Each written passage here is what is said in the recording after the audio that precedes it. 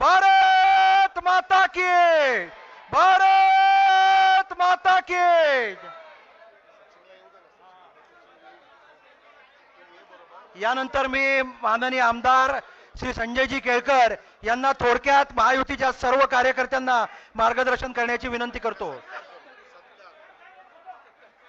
मी सुरुवातीला कार्यक्रमात महायुतीचे सर्व नेते श्री संजयजी वागुले, श्री हेमंतजी पवार, विकासजी रेपाळे, आनंदजी परांजपे, भास्कर वाघमारे, अभिजित पानसे यांना विनंती करतो की आपले नेते, महाराष्ट्राचे लाडके नेते, विकास पुरुष माननीय उपमुख्यमंत्री श्री देवेंद्रजी फडणवीस यांचा सत्कार करावा। श्री नितीनजी लांडगे, सूरजजी दळवी यांनाही विनंती आहे की भारतीय जनता युवा मोर्चा आणि युवा सेनेच्या वतीने माननीय देवेंद्रजी यांचा सत्कार करावा।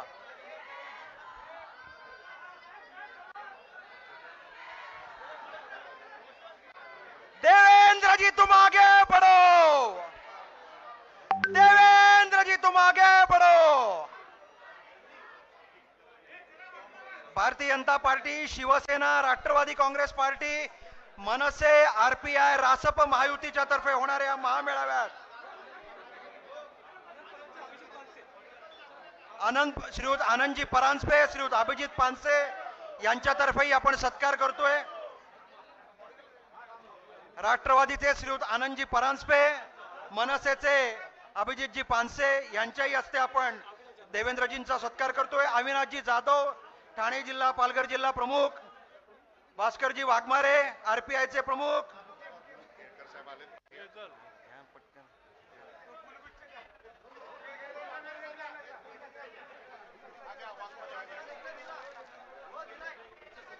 देवेंद्रजी तुम आगे बढ़ो। देवेंद्रजींना पुढच्या कार्यक्रमाला जायचंय, शेवटच्या सभेला। अतिशय थोडका वेळ आपल्या हातात आहे, आपल्याला त्यांचं मार्गदर्शन ऐकायचंय। यानंतर आपल्याशी संजयजी थोडक्यात संवाद करतील। आपले उमेदवार ज्यांच्या निशाणीवर म्हणजे धनुष्यबाणावर आपण शिक्का मारणार आहोत ते नरेशजी आपल्याला आवाहन करतील आणि मग महाराष्ट्राची धडाडी तोफ ज्यांनी महाराष्ट्र पिंजून काढलाय ते देवेंद्रजी आपल्याशी संवाद करतील। संजयजी।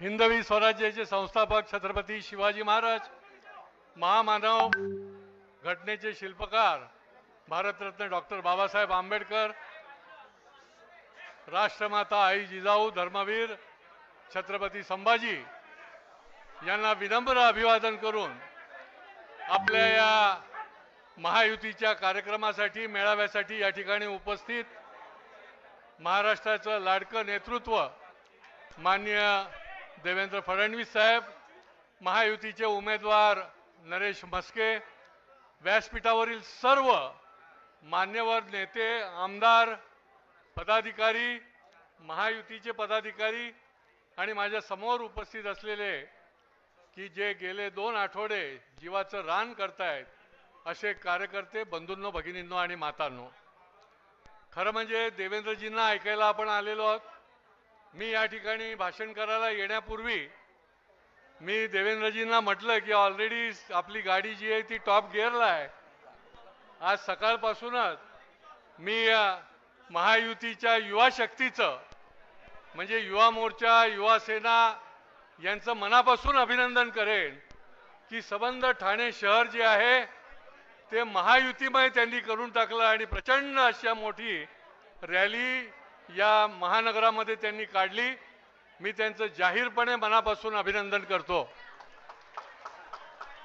आज या ठिकाणी अंतिम टप्प्यामध्ये आपण जमलेले आहोत।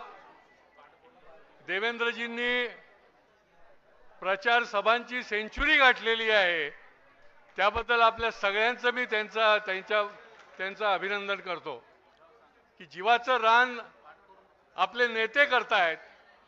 आदरणीय मोदीजी असतील, आदरणीय एकनाथ शिंदे साहेब असतील, देवेंद्रजी असतील, अजितदादा असतील, त्याचप्रमाणे महायुतीचे लाखो कार्यकर्ते देखील या महायुतीला महाराष्ट्रामध्ये महायश मिळण्याकरता प्रचंड असं काम करतंय। मित्रांनो, या मेळाव्याच्या निमित्ताने आपण वेळोवेळी भेटलेले आहोत, परंतु हा शेवटच्या टप्प्यामध्ये आपल्याला घरोघर जायला लागेल, लोकांना मतदानासाठी बाहेर काढायला लागेल मला खात्री आहे की गेल्या आठवड्यापासून प्रचाराची जी दिशा एका दिशेने चाललेली आहे की हा सबंध MMR रिजन जो आहे मुंबई सकट, हा सबंध MMR रिजन हा मतदार भगवामय केल्याशिवाय स्वस्थ बसणार नाही. तमाम महायुतीचे सर्व उमेदवार या सगळ्या भागामधून निश्चितपणे निवडून जातील याच्याबद्दल माझ्या मनामध्ये कुठलीही शंका नाही. परंतु येणाऱ्या 48 तासामध्ये आपल्याला उरलेलं शेवटचं जीवाचं रान करायचं आहे. मतदाराला आपल्याला मतपेटीपर्यंत आणायचं आहे. मतदार मतपेटीपर्यंत आला तर तो महायुतीलाच मतदान करणार आहे, तो मोदीजींनाच मतदान करणार आहे. कारण की फिर एक बार मोदी सरकार, बार बार मोदी सरकार. आणि त्याच्यामुळे या ठिकाणाहून मी विश्वास देतो की महायुतीचे उमेदवार ज्यांची निशाणी धनुष्यबाण आहे, परंतु मोदींच्या मोदींवर ते मतदान होणार आहे, अशा नरेश म्हस्के हे प्रचंड मताने या ठिकाणाहून मोदी ट्रेनमध्ये बसून खासदार बनून निश्चितपणे जातील अशा प्रकारचा मी विश्वास व्यक्त करतो. आपल्या सगळ्यांना शुभेच्छा देतो आणि माझं मनोगत पूर्ण करतो. जय हिंद, जय महाराष्ट्र. माझी सर्व पत्रकार बंधू भगिनींना विनंती आहे की महायुतीचा मेळावा असाच नेहमी भरगतचा असतो, थोडी आपली गैरसोय होते. फक्त आपण थोडी पाठ करून बसलेला आहेत, तेवढी एक आपल्या सगळ्यांना विनंती आहे.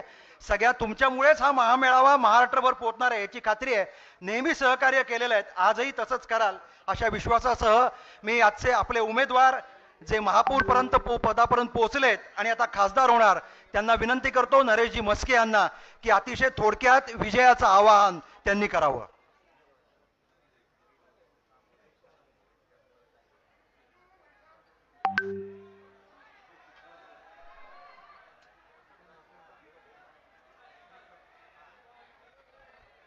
जय श्रीराम. भारत माता की, छत्रपती शिवाजी महाराज की, जय भवानी. महाराष्ट्राचा आराध्य दैवत राजा शिवछत्रपती, भारतीय राज्यघटने शिल्पकार भारतरत्न डॉक्टर बाबासाहेब आंबेडकर, हिंदू हृदय सम्राट शिवसेना प्रमुख माननीय बाळासाहेब ठाकरे आणि धर्मवीर आनंद दिघे साहेब यांच्या पवित्र स्तुतीस वंदन करून आजच्या या महायुतीच्या ठाणे लोकसभा मतदारसंघातील प्रचार फेरीच्या, प्रचार दौऱ्याच्या अंतिम क्षणाच्या जाहीर सभेला उपस्थित असणारे या महायुतीचे शिल्पकार माननीय उपमुख्यमंत्री देवेंद्रजी फडणवीस साहेब, संजयजी केळकर साहेब, विनयजी सहस्त्रबुद्धे, रवींद्र फाटक, निरंजन डावखरे, जयप्रकाश ठाकूर, आनंद परांजपे, अभिजित पानसे, अविनाश जाधव, भास्कर वाघमारे, रवींद्र मोरे, स्नेहा पाटील, वनिता गोतपगार, समीरा भारती, हेमंत पवार, विलास साठे, सचिन पाटील, मनोहर सुखदरे, मनोहर डुमरे, सूरज दळवी, गुलाबचंद दुबे, मीनाक्षी शिंदे, मिलिंद पाटणकर आणि एखादा काही राहिले असतील तर माफी असावी. गेले 10 ते 15 दिवस तुम्ही सर्वजण प्रचंड उन्हामध्ये सुद्धा माझा प्रचार करत आहात. मी काही भाषण करणार नाही. मी आपणास एक विनंती करण्यासाठी या ठिकाणी उभा आहे. देवेंद्रजींना भिवंडी येथे सुद्धा पुढील मेळाव्याकरता जायचं आहे. त्यामुळे माझी सर्व कार्यकर्त्यांना एक विनंती आहे की माझं नाव जाहीर झाल्यापासून आपण दिवस रात्र मेहनत घेत आहात. आपण गाळलेला घाम, आपण आटवलेलं रक्त याचा एकही थेंब वाया जाणार नाही याची मी खात्री देतो. फक्त तुमच्याकडून एक वचन द्या की उरलेले काही तास आपण माझ्यासाठी नव्हे, ते या देशाचे सन्माननीय पंतप्रधान आणि ज्यांच्या करिश्म्यावर आपण ही निवडणूक आत्मविश्वासाने लढत आहोत, ते भारताचे कणकर पंतप्रधान नरेंद्रजी मोदी यांच्यासाठी उरलेल्या तासाचं जीवाचं रान करील. आपण सगळेच राजकीय पार्श्वभूमी असलेले आहात. त्यामुळे आपल्याला माहीतच आहे, जरी प्रचार संपला तरी आपले कार्यकर्ते धनुष्यबाण शेवटच्या क्षणापर्यंत लोकांच्या मनापर्यंत पोहोचवण्याचं काम करत असतात. त्यामुळे तुम्हाला मला मार्गदर्शन करण्याची गरज नाही, परंतु आपण ज्या मेहनतीने काम करत आहात आणि ज्या मेहनतीने या 10 ते 12 दिवसामध्ये या 6ही विधानसभामध्ये मला लोकांपर्यंत पोहोचवण्याचं काम केलं. 6ही विधानसभामध्ये शिवसेना भाजपचे आमदार आहेत आणि मला वाटतं राज्यातील हा एकमेव लोकसभा मतदारसंघ असेल की ज्या ठिकाणी शिवसेना भाजप युतीचे सर्व आमदार आहेत. त्यामुळे आपला विजय पक्का आहे.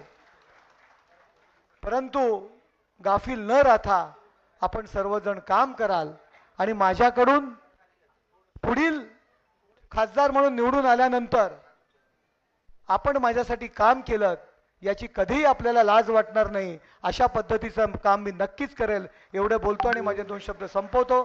जय हिंद, जय महाराष्ट्र. ज्यांनी अवघा महाराष्ट्र पिंजून काढलाय, रोज गौप्यस्फोट आणि विरोधकांच्या उरात धडकी भरवतायत आणि अतिशय कणखरपणे समर्थपणे महायुतीचा प्रचार करतायत आणि 45 नाही तर पूर्ण 48 असा ज्यांनी चंग बांधलेला आहे, संकल्प केलेला आहे, असे महाराष्ट्राचे विकास पुरुष कणखर व्यक्तिमत्व माननीय देवेंद्रजी फडणवीस यानंतर आता आपल्याला मार्गदर्शन करतील. ठाण्याने इतिहास घडवलेला आहे. ठाणे इतिहास घडवण्याकरता सज्ज आहे आणि यासाठी देवेंद्रजी आपल्याला सोपी तंत्र आणि मंत्र देणार आहेत. माझी सगळ्यांना विनंती आहे की कार्यकर्त्यांनी देवेंद्रजीच्या मागे थांबू नये. लाईव्ह प्रक्षेपण सुरू आहे.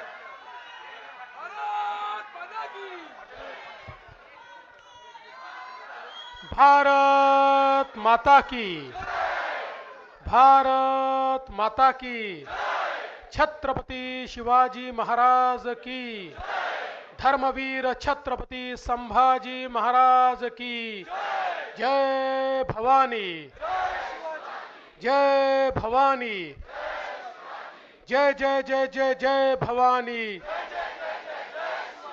जय जय जय जय जय शिवाजी, जय श्री राम, जय जय श्री राम.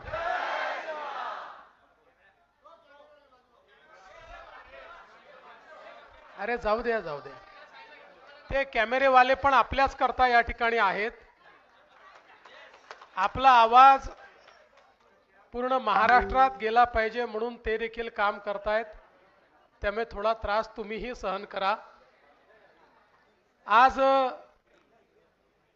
ठाण्यातील आपल्या महायुतीच्या कार्यकर्त्यांच्या मेळाव्यामध्ये मंचावर उपस्थित सन्माननीय आमदार संजय केळकरजी, विनयजी सहस्त्रबुद्धे, प्रताप पाटील चिखलीकर, निरंजनजी डावखरे, आपले लोकप्रिय उमेदवार नरेश मस्केजी, रवींद्र फाटकजी, अभिजित पानसेजी, संजय वाघुलेजी, आनंद परांजपेजी, भास्कर वाघमारेजी, जयप्रकाश ठाकूरजी, संदीप लेलेजी, बाळासाहेब पाटील, अविनाशजी जाधव, हेमंतजी पवार, रवींद्रजी मोरे, स्नेहाताई पाटील, वनिताताई गोतपगार, समीरा भारती, गुलाबचंदजी दुबे, सचिनजी पाटील, मनोहरजी डुंबरे, मनोहरजी सुखदरे, विलासजी साडे आडे, मंचावरील सर्व मान्यवर. कोणाचं नाव सुटलं असेल तर नाव लिहून देणाऱ्याची चूक आहे, माझी नाही आहे.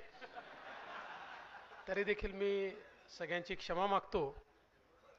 आणि आज मला अतिशय आनंद आहे की प्रचाराच्या शेवटच्या टप्प्यामध्ये आता प्रचार संपण्याकरता केवळ 3 तास 2.5 तास बाकी आहेत.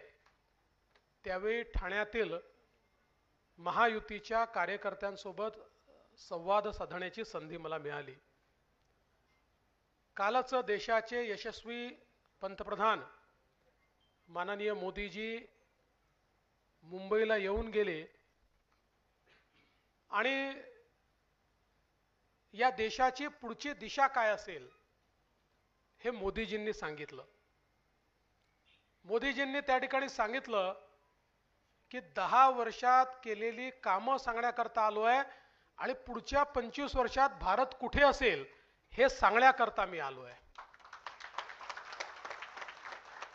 मला असं वाटतं की हा मूलभूत फरक आज महायुती आणि महाविकास आघाडीत आपल्याला पाहायला मिळतोय.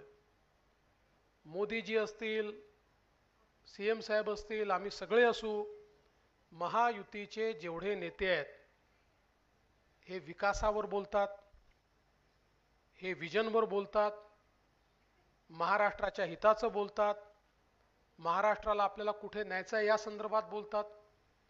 आणि जर तुम्ही या ठिकाणी महाविकास आघाडीच्या नेत्यांचं भाषण बघितलं, त्यांची सुरुवात होते मोदीजींना शिव्या देण्यापासून, मग मध्येच मोदीजींना 4-5 शिव्या दिल्यानंतर काही मुख्यमंत्र्यांना देतात, मग काही मला देतात, मग पुन्हा मोदीजींवर जातात, शिव्यांपासून सुरुवात करतात आणि शिव्यांपर्यंत संपवतात. आणि म्हणूनच काल मुख्यमंत्री महोदय देखील म्हणाले की आमची शिवसेना आहे आणि त्यांची शिव्यासेना आहे. बंधू भगिनींनो, त्यांना लक्षातच आलं नाही की दिल्लीची निवडणूक आहे, त्यांना अजूनही वाटतं गल्लीची निवडणूक आहे. आणि त्यामुळे गल्लीच्या निवडणुकीसारखीच त्यांची भाषणं चालली आहेत. आणि मग माननीय मोदी साहेबांनी नकली शिवसेना म्हटल्यानंतर उद्धवजींना मिरची झोंबली. पण माझं त्यांना म्हटलं आहे, तुमचं वागणंच असं आहे, त्यामुळे आम्हाला बोलावंच लागेल. तुमको मिरची लगी तो मैं क्या करू.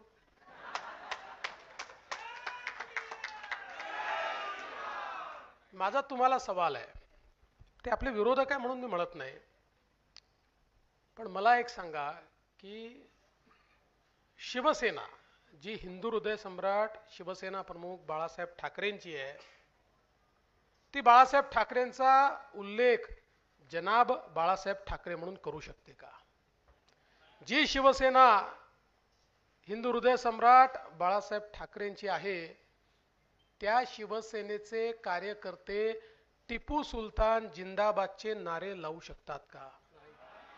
जी शिवसेना बाळासाहेब ठाकरेंची आहे, त्या शिवसेनेचा मुख्यमंत्री असताना याकूब मेमनची कबर सजवली जाते, ती खरी शिवसेना असू शकते का?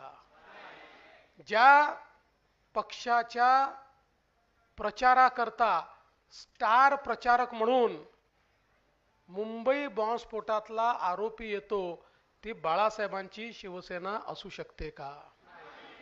ज्या पक्षाच्या प्रचारामध्ये लांगुल चालन करण्याकरता त्यांना पाकिस्तानचे झेंडे वापरावे लागतात, ती बाळासाहेबांची शिवसेना असू शकते का?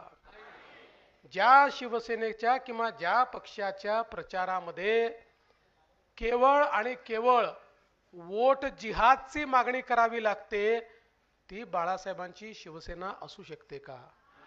मग ती काय आहे? काय आहे? काय आहे? नकली शिवसेना.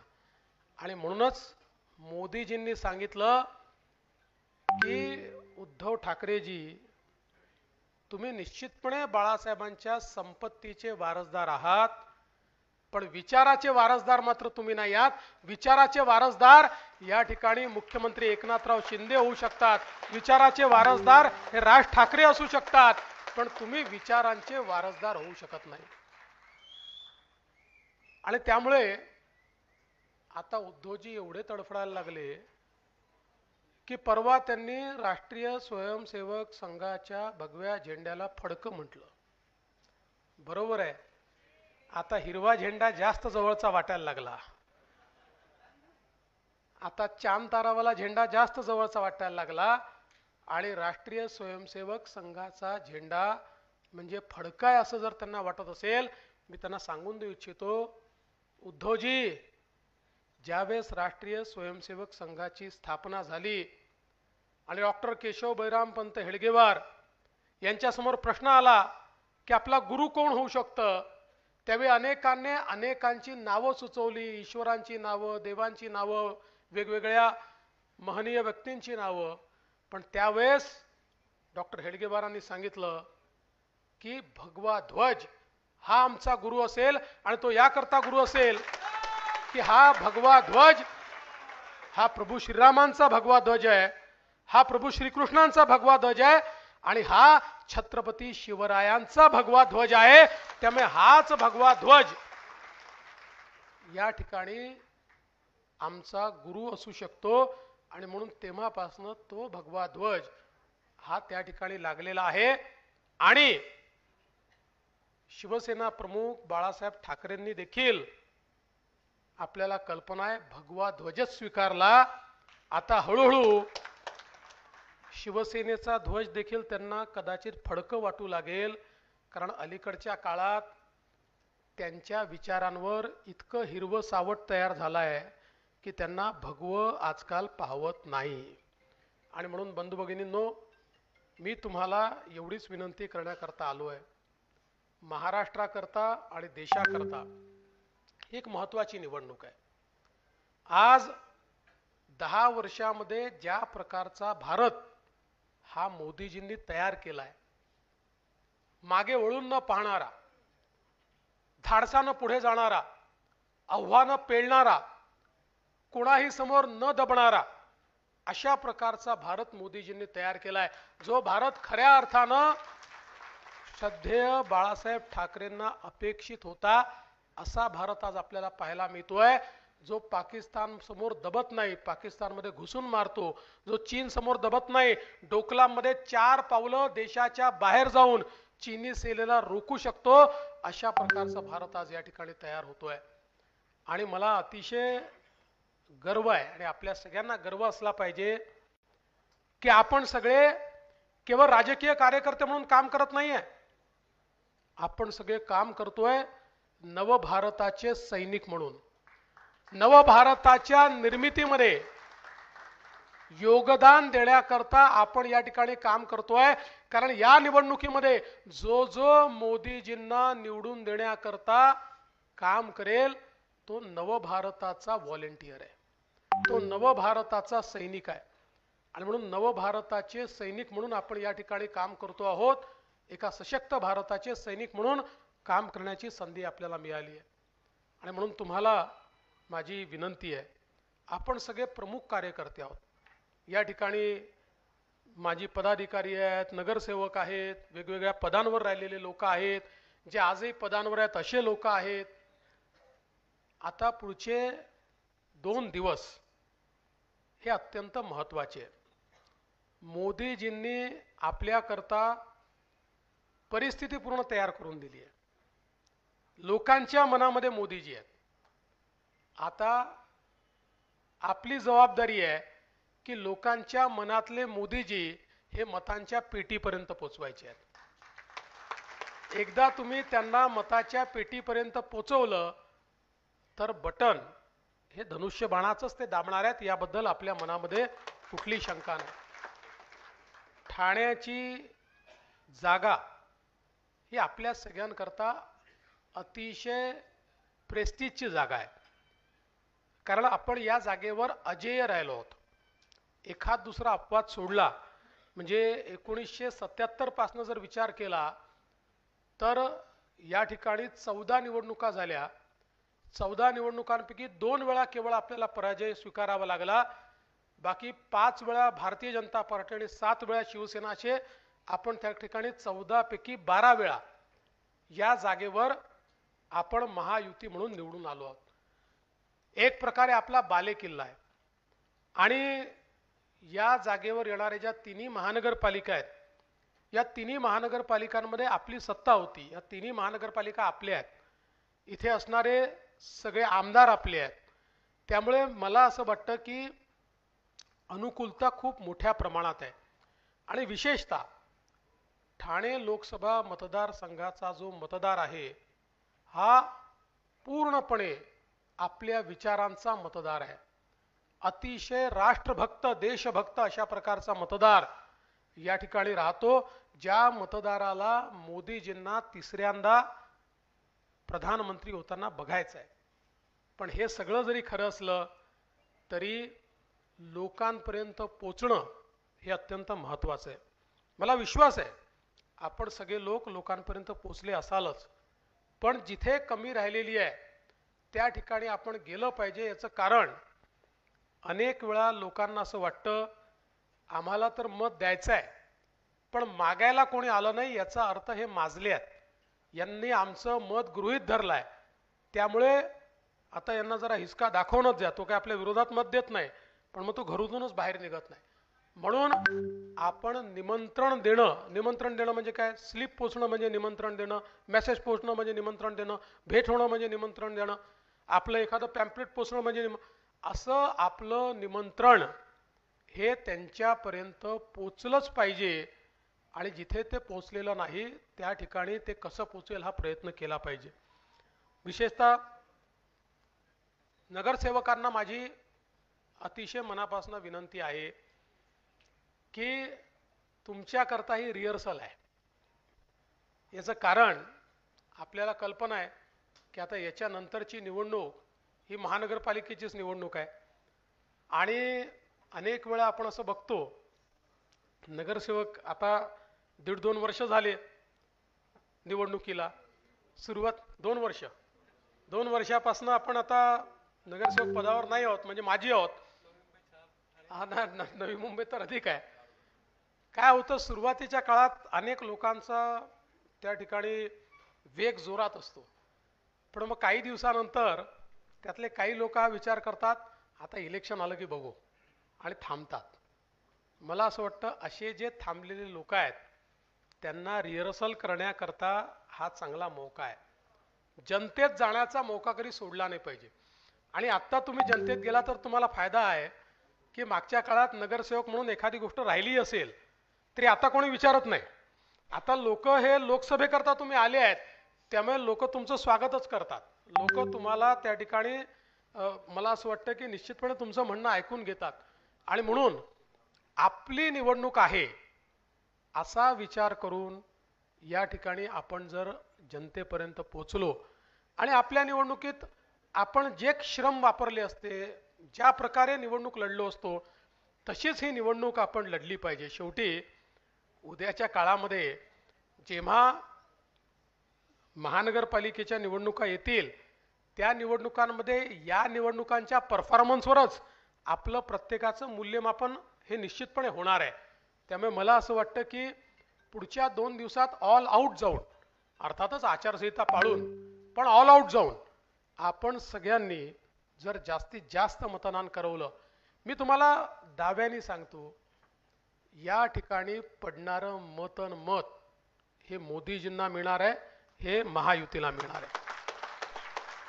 त्यामुळे मतदानाची टक्केवारी कशी वाढेल, आपल्याला कल्पना आहे. उन्हाळ्याचे दिवस आहे, साधारणपणे आता 4 टप्प्याच्या मतदानामध्ये माझ्या असं लक्षात आलं की 12 वाजेपर्यंत जे लोक निघतात ते अतिशय वेगाने निघतात. 12 ते 4 लोक निघत नाहीत. लोकांना 12 ते 4 हात जोडून काढावं लागतं. त्यामुळे आणि मग 4 वाजेनंतर पुन्हा रांगा लागतात. पण मग नंतर काय होतं, 4 वाजेनंतरच्या ज्या रांगा लागतात मतदान तर करता येतं, 6 वाजेनंतर जे लोक रांगेत आहेत त्यांना मतदान करता येतं, पण बरेच लोक आता रांगेत फार काळ उभं राहावं लागेल म्हणून परत देखील चालले जातात. आणि म्हणून थोडंसं प्लॅनिंग करून आपल्याला हा जो दुपारचा काळ आहे या काळातही मतदान सुरू राहिलं पाहिजे, लोक निघत राहिले पाहिजेत, काही ना काही लोकांना काढता आलं पाहिजे, असा प्रयत्न आपण केला पाहिजे. दुसरा एक संदेश आपल्याला वारंवार मोदीजींनी दिलेला आहे की जे महायुतीचे कार्यकर्ते आहेत आणि त्यांच्या घरचे आहेत यांचं मतदान पहिले झालं पाहिजे. आपल्या सगळ्यांचं मतदान 7 वाजता, 7:30 वाजता, 8 वाजता पहिल्या झटक्यात आपलं मतदान त्या ठिकाणी झालं पाहिजे. आणि मग आपण लोकांच्या मागे लोक काढण्याकरता त्या ठिकाणी लागलो पाहिजे.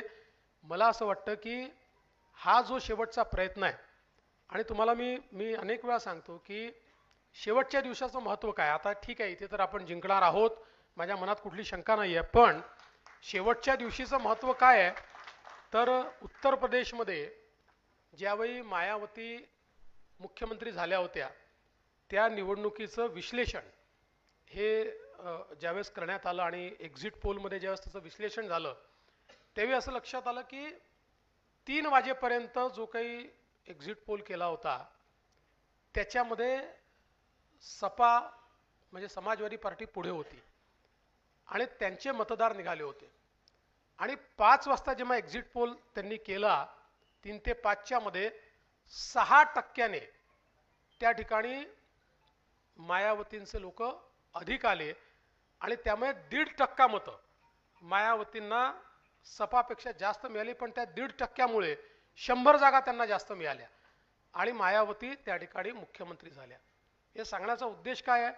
शेवटच्या दिवशी देखील काय होऊ शकतं त्याचा हा नमुना आहे. आपल्या सगळ्यांची सवय आहे की सकाळी आपण सगळे खूप तावात असतो आणि दुपारनंतर नाश्ता आला, जेवण झालं की मग सगळे बूथवर बसलेले असतात, शांतपणे बसलेले असतात, गप्पा मारत बसलेले असतात, 2-4 लोक काम करतोय असं दाखवत असतात कम्प्युटरवर वगैरे आणि एकमेकाशीच बोलत असतात. आणि मग शेवटी 5 वाजले की मग परत सगळ्यांना तावदारी राहिला हा राहिला. मला असं वाटतं की 20 तारीख आराम करायचाच नाही. 20 तारखेचा आराम मतदानाचा जे सर्टिफिकेट आहे ना, तो आपला पोलिंग एजंट सर्टिफिकेट घेऊन आल्यानंतरच आराम करू, अशा प्रकारच्या मानसिकतेत, करो या मरोच्या मानसिकतेमध्ये आपण सगळ्यांनी जर आपले बूथ सांभाळले तर मला विश्वास आहे की ठाणे ही जी जागा आहे, मला असं वाटतं की तुमची जी काही कॉम्पिटिशन आहे ही हार जीतची कॉम्पिटिशन नाही आहे ठाण्याची.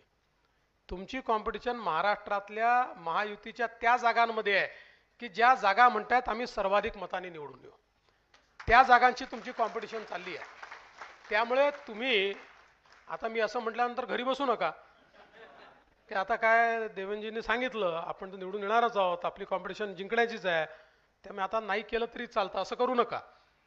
तर पूर्ण ताकदीने कुठल्याही निवडणुकीमध्ये मी नेहमी सांगतो की माझ्या जीवनातली अंतिम निवडणूक आहे अशा पद्धतीनं काम करायचं असतं.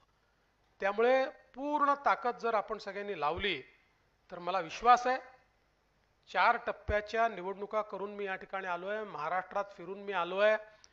कोणाचा नरेटिव्ह काही असू द्या, कोणी काही बोलू द्या, जनतेने मनातनं हे ठरवलं आहे की मोदीजींना आणि महायुतीलाच मतदान करायचं. मी आज मला कोणीतरी सांगितलं की आज शरद पवार साहेब, उद्धवजी यांची प्रेस कॉन्फरन्स झाली आणि उद्धवजींनी सांगितलं आमच्या 48 जागा येतील. मला एका पत्रकाराने विचारलं, म्हणाले उद्धवजी म्हणाले आमच्या 48 जागा येतील. म्हटलं उद्धवजींचं कर्तृत्व मोठं आहे, ते 48 पैकी 49 जागा देखील आणू शकतात. आमच्या काही 49 वगैरे येतील असं मला वाटत नाही. त्याच्यामुळे मला असं वाटतं की आपण सगळे प्रॅक्टिकल लोक आहोत, जमिनीवर काम करणारे लोक आहोत. जमिनीवर काम करणाऱ्या लोकांनी पूर्ण क्षमतेने काम केलं पाहिजे. मी तुम्हाला या ठिकाणी शुभेच्छा देतो आणि मला विश्वास आहे 4 तारखेला ज्यावेळी मुख्यमंत्री महोदय आणि मी या ठिकाणी काउंटिंग संपताना येऊ त्यावेळी आपण गुलाल तर उधळत असूच, पण रेकॉर्ड मताने ठाणे जिंकलाय आणि ठाणे हा खरा बालेकिल्ला आहे हे आपण या ठिकाणी सिद्ध करू. त्याकरता आपण सगळ्यांनी काम करावं एवढीच विनंती करतो आणि माझं बोलणं संपवतो. धन्यवाद. जय हिंद, जय महाराष्ट्र.